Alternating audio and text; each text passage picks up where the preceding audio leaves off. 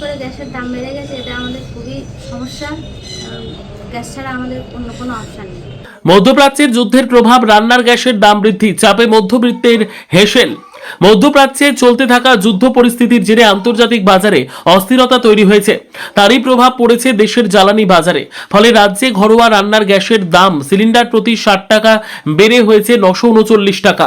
এই হঠাৎ মূল্য বৃদ্ধিতে সবচেয়ে বেশি সমস্যায় পড়েছেন মধ্যবিত্ত পরিবারের মানুষ, বিশেষ করে মহিলারা। কারণ সংসারে হেসেলের বাজেট সামলানো এখন অনেকটাই কঠিন হয়ে পড়েছে। অনেক পরিবারই গ্যাসে রান্না করা ছাড়া অন্য কোনো বিকল্প নেই। এদিকে অনেক সময় গ্যাস বুক করলেও সহজে সিলিন্ডার পাওয়া যাচ্ছে না। আবার নতুন এই বর্ধিত দামে গ্যাস নেওয়াও সাধারণ মধ্যবিত্ত পরিবারের পক্ষে বেশ কষ্টকর হয়ে উঠেছে। ফলে আন্তর্জাতিক পরিস্থিতির প্রভাব সরাসরি পড়ছে সাধারণ মানুষের দৈনন্দিন জীবনে, আর তার চাপ বাড়ছে মধ্যবিত্ত পরিবারের পকেটে। চলুন শুনে নিই সুন্দরবনের এক গৃহবধূ এ বিষয়ে কি বললেন।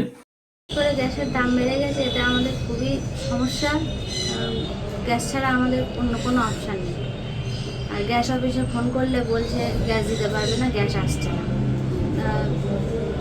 সবাই বলছে যে ইরানে যে যুদ্ধ লেগেছে তার জন্য নাকি গ্যাস আসছে না। কিন্তু সাধারণ মানুষ আমাদের তো খুব সমস্যায় পড়ে গেছে। আমাদের গ্যাস ছাড়া আমাদের কোনো অপশান নেই। গ্যাসে আমাদের সব কিছু করতে হয়, সবটাই গ্যাসে করতে হয়। গ্যাস যদি না পাই তাহলে সমস্যাটা হবে অবশ্যই। চাই যে এদের সমস্যার সমাধান তাড়াতাড়ি হয়, আমরা যদি গ্যাসটা পাই। এই পরশুদিনই বুক করতে গেলাম, বললো এখন গ্যাস নেই, গ্যাসের গাড়ি নিয়ে যাওয়া। আজকেও ফোন করেছিলাম, যে গ্যাস দিয়ে যায় তাকেও ফোন করেছিলাম, সে ফোন ধরেও না। গ্যাসের দাম বেড়েছে, আমাদের সাধারণ মানুষের আমাদের পক্ষে নেওয়াটাও সমস্যা, এত দাম বাড়লে পড়ে। আর 21 দিন অন্তর আমরা গ্যাস পাবো না, বুক করতে পারবো না, সমস্যা তো হবে। সুপার সাথে